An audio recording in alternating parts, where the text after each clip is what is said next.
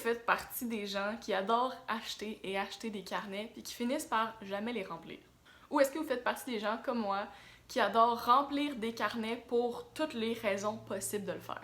Ben, dans les deux cas, je vais vous donner des idées parce que je vais vous montrer 13 façons possibles de remplir vos carnets de notes.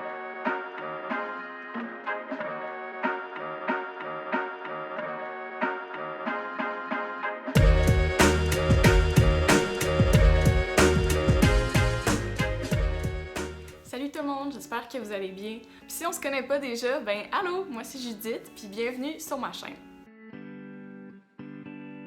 La première façon, c'est la façon je pense la plus connue, c'est le bon vieux journal intime. J'en ai fait beaucoup au secondaire, puis j'avais arrêté à l'université, mais j'ai recommencé récemment, puis j'ai vu à quel point ça fait du bien.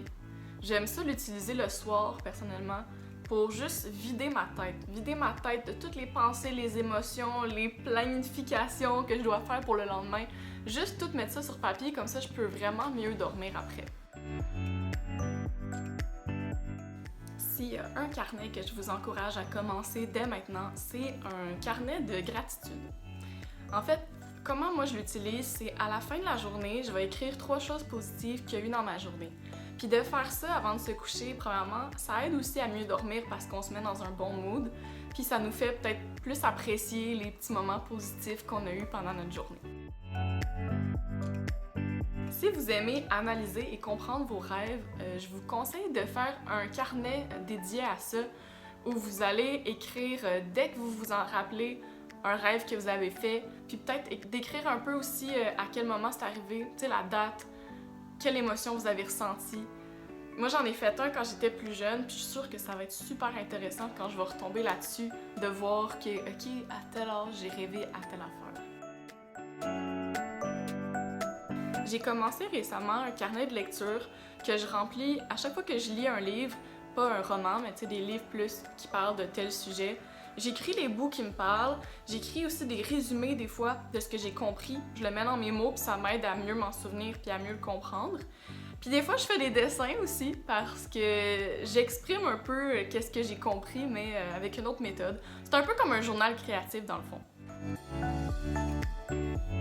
Vous pourriez faire un journal créatif pas à propos des lectures que vous faites, mais à propos de vraiment qu'est-ce qu'il y a à l'intérieur de vous, puis de mélanger le dessin, le collage, l'écriture pour vous exprimer. C'est un peu comme un journal intime, mais de façon créative.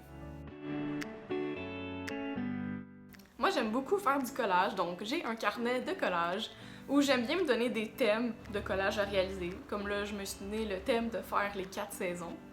Ça peut être le fun aussi pour faire des dream boards ou des mood boards. Dans le fond, c'est des collages de plein d'images qui vous inspirent puis qui décrivent un peu qu'est-ce que vous aspirez pour votre vie. Vous pourriez aussi avoir un carnet de dessins. J'en ai eu des tonnes quand j'étais plus jeune. Tous ceux-là, je les ai remplis entre peut-être 10 et 14 ans. Mais si vous aimez gribouiller, dessiner pour le plaisir, avoir un carnet de dessin, mais ça peut être très le fun. Ensuite, il y a le très fameux Bullet Journal, qui est en fait quelque chose de très vaste. Vous pouvez vous en servir comme agenda, comme vous pouvez vous en servir pour établir vos objectifs puis suivre la progression. Ça peut être pour faire des listes. Moi, c'est pas mal pour cette raison-là que je l'utilise. Je veux faire des listes de tous les films que je veux écouter, les livres que je veux voir, des recommandations que les gens m'ont données, des trucs à acheter, bref. Toutes les listes que je peux. Puis je dirais que c'est le carnet pour lequel je mets le plus de temps et d'efforts pour que ça soit visuellement beau, parce que je veux le garder longtemps, puis je veux que ça soit un peu mon livre de référence.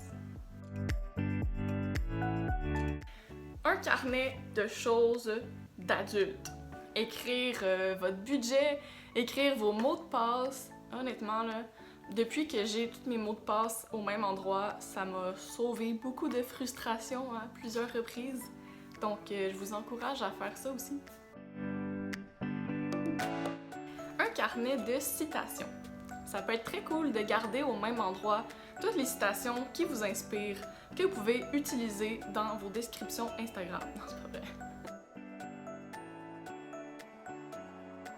Non, mais c'est le fun d'avoir toutes les citations qui vous inspirent, puis des fois, quand vous filez pas trop, ben d'aller relire ça, ça peut être cool.